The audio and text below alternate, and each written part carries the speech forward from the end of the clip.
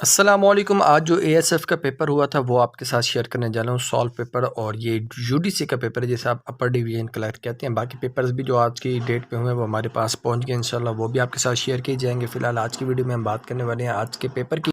Okay, तो China boundary जो India और बाउंड्री लाइन जो इंडिया और चाइना के दरमियान है उसे मैक मोहन लाइन कहा जाता है। मैक इसमें सी जो है वो मिस प्रिंट हो गया, तो मैक मोहन लाइन ये आपका सही जवाब था। बांग्लादेश की पार्लियामेंट को जातीय संसद कहा जाता है। इसके बाद Amman is capital of Jordan. NATO headquarters जो है वो ब्रसल्स के अंदर, नेटो का जो हेडक्वार्टर है वो ब्रसल्स के अंदर होता है। और इसके साथ जो पेंटागन है ये डिफेंस हेड ऑफिस है यूएसए का, जिसे आप यूनाइटेड स्टेट ऑफ अमेरिका भी कहते हैं। थर्ड पिलर ऑफ इस्लाम जो है वो ज़कात है। बहुत मिसकन्फ्यूजन है इस बारे में कि रोज़ा जो है वो आप लोग सही कह रहे हैं, लेकिन इसमें जो असल में सही जवाब है वो ज़कात है। रोज़े के बारे में हमारी तरतीब गलत है, वो हम तरतीब से पढ़ते हैं ना, कलमा, नमाज, रोज़ा, ज़कात। इस वजह से हमारा मिसकंसेप्शन है। अदरवाइज जो थर्ड पिलर है वो है ज़कात, कलमा, नमाज, ज़कात, रोज़ा और हज। इसके बाद किबले की बात करें, फर्स्ट किबला जिसे आप बैतुल मक़दस कहते हैं, जेरूशलम, जो कि फ़लस्तीन में, जिसके लिए बहुत ज़्यादा आजकल लड़ाई भी हो रही है। तो वो जो किबला चेंज हुआ था वो 2 हिजरी को हुआ था, आफ्टर हिजरी, यानी कि हिजरत के 2 साल बाद जो है वो चेंज हुआ था। और इसके बाद second largest religion of the world जो है वो इस्लाम है। फर्स्ट जो है वो क्रिश्चियनिटी है, सेकंड लार्जेस्ट जो है वो इस्लाम है। इसके बाद मिलिट्री अवार्ड ब्रिटेन का जो होता है ये विक्टोरिया क्रॉस है। ये तो बहुत ही मशहूर और फेमस क्वेश्चन है, बल्कि पीपीएससी के क्वेश्चन में भी अक्सर पूछ लिया जाता है, तो ये आपको याद रहना चाहिए। ओके जी, मक्की सूरह उन्होंने कोई पूछी हुई थी, वो मेरे पास ऑप्शंस नहीं है, तो वरना मैं आपको सही जवाब दे देता। इसके बाद सलात खुसूफ जो है वो कब ऑफर की जाती है? सोलर इक्लिप्स या ल्यूनर इक्लिप्स हो जाए, सूरज ग्रहण, चांद ग्रहण के वक्त जो है वो नमाज खुसूफ जो है वो अदा की जाती है। और जो ओहद की बैटल है वो कब लड़ी गई थी? 3 शव्वाल को, 3 हिजरी को लड़ी गई थी। ओके, इसके बाद आ जाते हैं बादशाही मॉस्क जो है, बादशाही मॉस्क एमसीक्यू था। बिल्ट इन, ये बिल्ट हुई थी 1671 में शुरू हुई थी, और इसके बाद 3-4 साल में जाकर ये बिल्ट हुई थी। टेन्योर जो है कायदे आज़म का एज गवर्नर, कायदे आज़म का जो टेन्योर एज गवर्नर था वो कब तक था? तो ये तकरीबन 13 माह था, यानी कि 14 अगस्त 1947 से इन्होंने ओहदा संभाला था, और 11 सितंबर 1948 तक जो इन्होंने ओहदा लिया था। तो ये तकरीबन मेरे ख्याल में कोई 12-13 माह जाके बनते हैं। ओके, पीटीवी जो है वो कब बना था?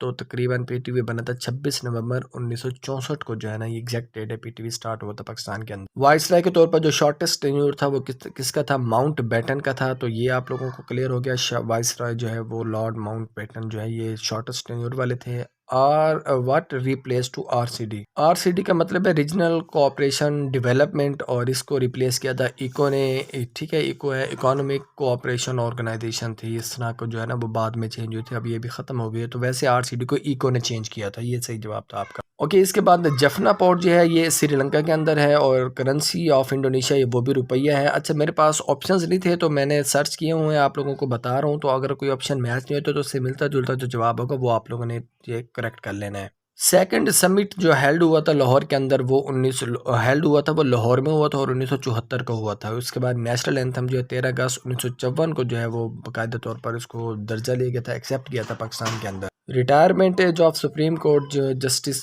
सुप्रीम कोर्ट के जो जस्टिस हैं, जज हैं, उनकी रिटायरमेंट एज क्या है? 65 ईयर्स। हाई कोर्ट की अगर आ जाए तो वो होती है 62 ईयर्स। फिर ये एक आइलैंड है क्लोव आइलैंड, जिसका निक नेम क्या कहा जाता है? इसे जंजीबार कहा जाता है। और ये वो जनरल नॉलेज की चीज़ होते हैं जो आपको यहाँ पर तैयार करवाई जाती है सेशन के अंदर, लेकिन आप लोग जो है इसको सीरियस नहीं लेते और समझते हैं कि आपका टेस्ट इस तरह से पास हो जाएगा बैठे बिठाए। बहरहाल एंड ऑफ मुगल एम्पायर, आखिरी जो मुगल एम्पायर था वो भी आपको याद होना चाहिए, बहादुर शाह जफर। और एंड जो है वो कब हुआ था मुगल एम्पायर का? 21 सितंबर 1857 को जो है वो उन्होंने अपने आप को हवाले कर दिया था। वो जो इंडिया की ईस्ट कंपनी थी, ईस्ट इंडिया कंपनी ब्रिटेन के, उसके हवाले कर दिया था। उसके बाद आपके पास आ जाता है थ्री गॉर्जेस डैम। डैम है ये किसके अंदर, कौन सी कंट्री में पाया जाता है? तो इसका सही जवाब है आपके पास चाइना। ओके, उसके बाद आ जाता है आपके पास IAEA, जिसे आप इंटर एटॉमिक एनर्जी कहते हैं। तो एटॉमिक एनर्जी के बारे में पूछ रहे, पाकिस्तान के अंदर कब बनी थी? 29 जुलाई 1957 को बनी थी। लीबिया का कैपिटल की अगर हम बात करें तो इसका नाम है ट्रिपोली। और हाइडल पार्क, वैसे मैंने देखा है इसके बारे में मुख्तलिफ जवाब आ रहे थे, क्योंकि मुझे अब सही से नहीं पता कि ऑप्शंस में क्या थे। बहरहाल इसका जो जवाब नज़र आ रहा था, इसकी स्ट्रक्चर की वजह से, इसके अंदर कोई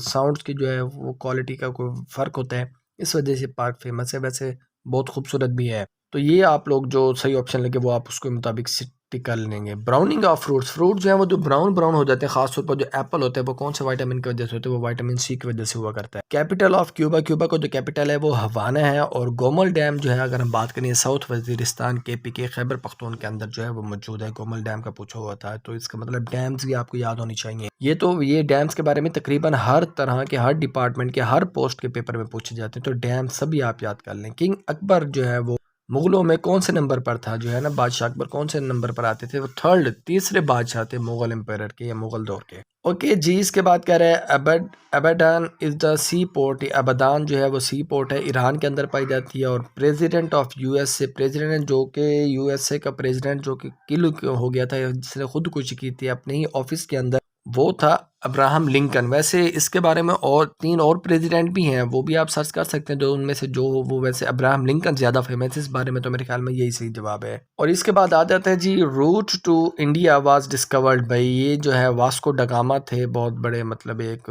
रिसर्चर थे और एक्सप्लोरर थे, उन्होंने रूट टू इंडिया डिस्कवर किया। इसके बाद ये सीरीज वाले आ जाते हैं, सीरीज के ऊपर ये जो, और इसके साथ जो आपको दिए हुए कुछ इंटेलिजेंस के एमसीक्यूज दिए हुए हैं, इसके लिए फिर आपको जो है ना प्रॉपर समझाया जाता है, तैयारी करवाई जाती है सेक्शंस के अंदर, वो आप हमारे साथ ज्वाइन कर सकते हैं। तो जो रिटन टेस्ट का सेशन है इंटेलिजेंस ऑपरेटर का, वो भी इंशाल्लाह 20 दिसंबर से स्टार्ट होने वाला है, तो वो भी आप हमारे पास ज्वाइन कर सकते हैं। ज्वाइन कैसे करना है उसके लिए आप इसी चैनल, मेरे जो लोगो नज़र आ रहे हैं आप लोगों को, यहाँ पर क्लिक करें और आपको ऑप्शंस नजर आएंगे, उनमें एक कम्युनिटी का ऑप्शन होगा। कम्युनिटी वाले ऑप्शन में जाकर आप लोगों को जो है ना मैंने डिटेल दी हुई है कि आप कैसे हमारा जो ग्रुप है वो ज्वाइन कर सकते हैं, और इसके साथ फीस वगैरह का जो स्ट्रक्चर है वो भी सारा मैंने आपको बताया हुआ। तो ये जो एमसीक्यूज आपको नजर आ रहे हैं, कंप्लीट द सीरीज, या फिर 6 मैन वर्क इन 10 आवर्स, और 4 मैन जो है उसी काम को कितने दिनों में करेंगे, ये फिर टेक्निक्स है आप लोगों को वहीं पर सिखाई जाएंगी। इस तरह से एक और एमसीक्यूज आपके पास 70 मैन वर्क इन 35 डेज, और 40 मैन अगर काम करेंगे तो उसी काम को कितने दिनों में पूरा कर सकते हैं। और था एक आपके पास टोटल जो है वो 550 स्टूडेंट है, और उनमें से 42% जो स्टूडेंट्स हैं वो कॉलेज में जाना चाहते हैं। तो इसका मतलब ये हुआ कि कितने परसेंट स्टूडेंट्स हैं, कितने नंबर ऑफ स्टूडेंट्स हैं जो कि जाएंगे अब कॉलेज। 42% के मुताबिक आपने 550 में से निकालनी है नंबर ऑफ स्टूडेंट्स।